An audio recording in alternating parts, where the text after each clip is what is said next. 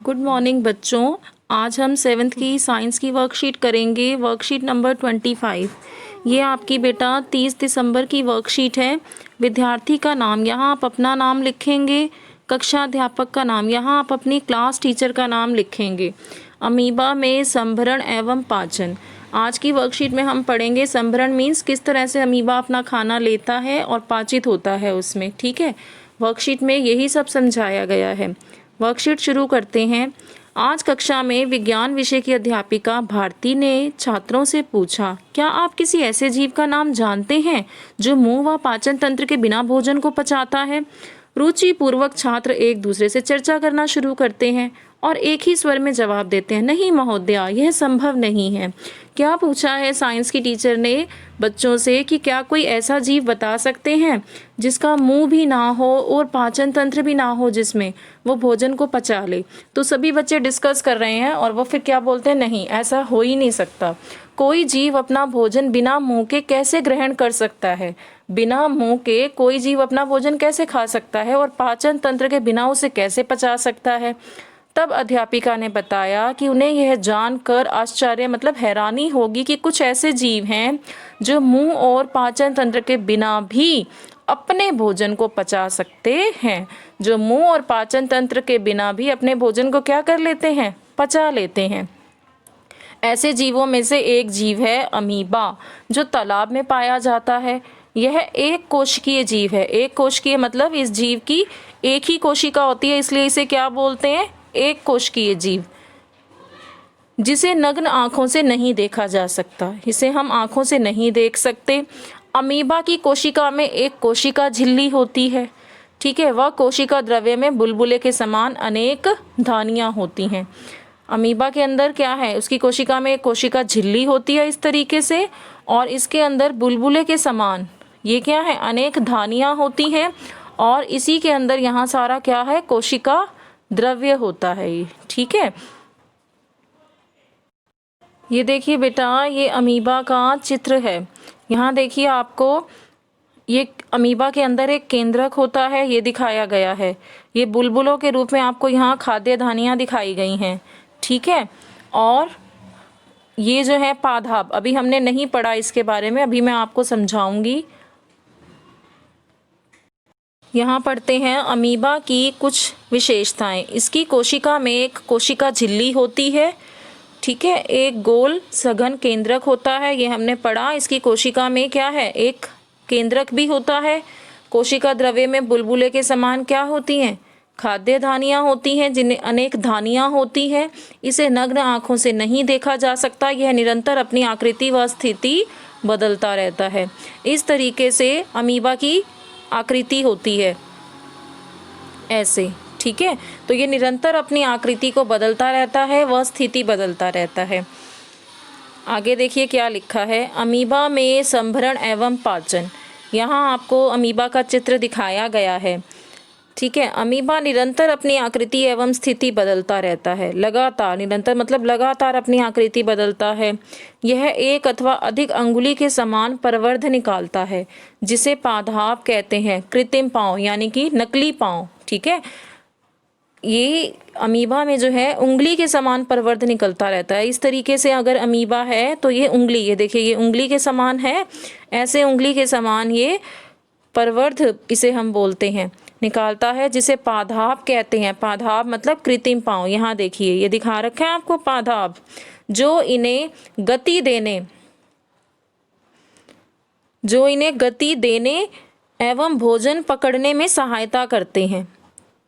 ठीक है, ये जो पादाप दिखाए गए हैं, ये उंगलियों के समान, ये देखिए यहाँ संरचना दिखाई गई है। ये किस में हेल्प करता है, इनको गति देने में और भोजन को पकड़ने में।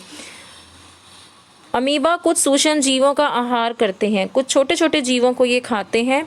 खाद्य पदार्थ उनकी खाद्य धानी में फंस जाते हैं। जिन खाद्य पदार्थों को ये खाते हैं वो खाद्य पदार्थ इनकी खाद्य धानियों में फंस जाते हैं, और उसी खाद्य धानी में ही पाचक रस स्रावित मतलब निकलते हैं, पाचक रस निकलते हैं। और इन पाचक रसों का काम क्या है बेटा, खाद्य धानी में जो ये पाचक रस निकले हैं और खाद्य धानी में जो भोजन था, जो खाद्य पदार्थ थे, उसको पचाने में हेल्प करेंगे ये भोजन को। खाद्य धानी में जो पाचक रस हैं ये खाद्य पदार्थ पर क्रिया करेंगे और खाद्य पदार्थ को सरल पदार्थों में बदल देंगे। ठीक है, पचा हुआ भोजन धीरे धीरे अवशोषित होने लगेगा और अवशोषित पदार्थ जो है वो किस में हेल्प करेंगे? अमीबा की वृद्धि में हेल्प करेंगे, अमीबा को बढ़ने में, उसके रख रखाव में हेल्प करेंगे और गुणन के लिए, गुणन मतलब अपने ही जैसे को जन्म देना। अमीबा जब अपने ही जैसे को जन्म देगा तो उसके लिए भी ये क्या है? हेल्प करते हैं जो भोजन अवशोषित पदार्थ हैं, वृद्धि में, रख रखाव में और गुणन के लिए। बिना पचा जो अपशिष्ट भोजन है, जो बिना पचा हुआ भोजन है वो अपशिष्ट खाद्य धानी द्वारा, किसके द्वारा? एक अपशिष्ट खाद्य धानी भी है, तो अपशिष्ट खाद्य धानी द्वारा बाहर निकाल दिया जाता है। ठीक है, यहाँ आपको चित्र में सब दिखाया गया है, ये केंद्रक दिखाया गया है। ठीक है, इस चित्र में, और यहाँ आपको पादाप दिखाए गए हैं यहाँ। ठीक है, और ये खाद्य रिक्तिका बन गई इधर, और जो खाने का कण आया वो फिर इसमें क्या है? ये बाहर से बंद हो गई है और इसमें खाद्य कण आ जाता है और यहाँ से खाद्य धानी में, और खाद्य धानी में ये देखिए आपको दिखा रखा है यहाँ, फिर लास्ट में खाद्य धानी में पाचक रस जो है वो निकलते हैं और ये खाद्य पदार्थ पर क्रिया करके उन्हें सरल पदार्थों में बदल देंगे और ये पचा हुआ भोजन अवशोषित होने लग जाएगा। फिर जो बिना पचा भोजन है वो अपशिष्ट खाद्य धानी द्वारा बाहर निकाल दिया जाएगा। आगे क्या दिया है? अमीबा और मानव में पोषण के बीच में समानता क्या है? अमीबा के अंदर और मनुष्य के अंदर जो पोषण है उसमें समानता क्या है? दोनों में ही पाचक रस जो है वो जटिल खाद्य पदार्थों को सरल पदार्थों में बदल देते हैं। मनुष्य में जो हमने पाचन तंत्र पढ़ा पिछली वर्कशीट में, उसमें हमने जाना था बेटा कई पाचक रस जो हैं वो स्रावित होते हैं। ठीक है, तो दोनों में ही, अमीबा में भी हमने पढ़ा पाचन रस हेल्प कर रहे हैं और मानव में भी क्या करते हैं? जटिल खाद्य पदार्थों को सरल पदार्थों में बदल देते हैं। अब दोनों में अंतर क्या है? ये तो हमने समानता पढ़ ली, अंतर भी जान ले। अंतर है अमीबा का मुंह नहीं है, पाचन तंत्र नहीं है, जबकि मानव का क्या होता है? मुंह होता है। हमारा मुंह होता है ना भोजन लेने के लिए, और पाचन तंत्र भी होता है हमारा, जो कई अंगों से मिलकर बना हुआ है। पाचन तंत्र के बारे में हमने पढ़ा था, तो पाचन तंत्र हमारा कई अंगों से मिलकर बना है, जबकि अमीबा में पाचन तंत्र नहीं है। ठीक है, ये एक अंतर है। अब हम इस वर्कशीट के प्रश्न उत्तर देख लेते हैं। पहला प्रश्न है, अमीबा में खाद्य पदार्थ उसकी डैश में फंस जाते हैं और डैश में ही पाचक रस स्रावित होते हैं। ये हमारा पहले का आंसर है। अमीबा में खाद्य पदार्थ उसकी खाद्य धानी में फंस जाते हैं। ठीक है, पहले के आंसर में आप ये लिखेंगे खाद्य धानी, और दूसरे में भी खाद्य धानी ही आएगा और खाद्य धानी में ही पाचक रस स्रावित होते हैं। दोनों ही डैश में आप खाद्य धानी लिखेंगे। ठीक है, आपका दूसरा प्रश्न है, मानव एवं अमीबा में पोषण के कोई एक समानता एवं एक अंतर लिखिए।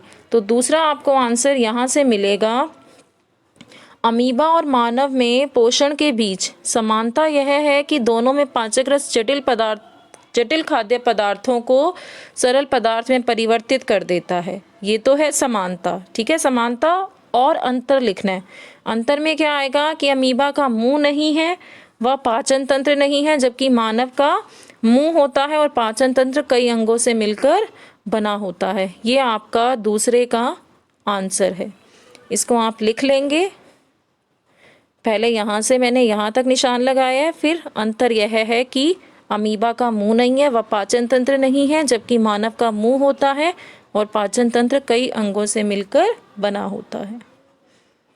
आपका तीसरा प्रश्न है, पादाप किसे कहते हैं? का तीसरे का उत्तर यहाँ से आप लिख लेंगे। यहाँ मैंने निशान लगाया। अमीबा निरंतर अपनी आकृति एवं स्थिति बदलता रहता है। यह एक अथवा अधिक उंगली के समान प्रवर्ध निकालता है, जिन्हें पादाप कहते हैं। अब इस